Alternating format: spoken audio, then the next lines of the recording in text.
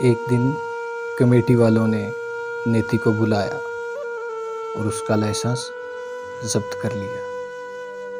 وجہ یہ بتائی کہ عورت تانگا نہیں چلا سکتی۔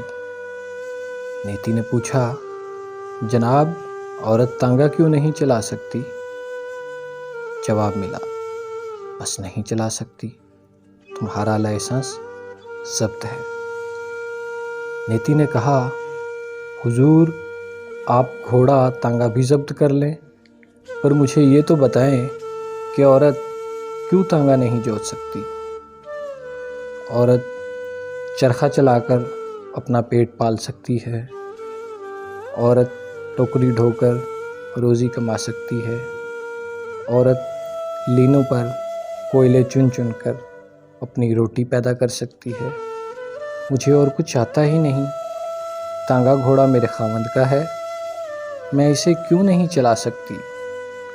میں اپنا گزارا کیسے کروں گی؟ حضور آپ رحم کریں، محنت مزدوری سے کیوں روکتے ہیں مجھے؟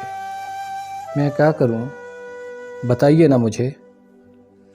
افسر نے جواب دیا، جاؤ بازار میں جا کر بیٹھو، وہاں زیادہ کمائی ہے۔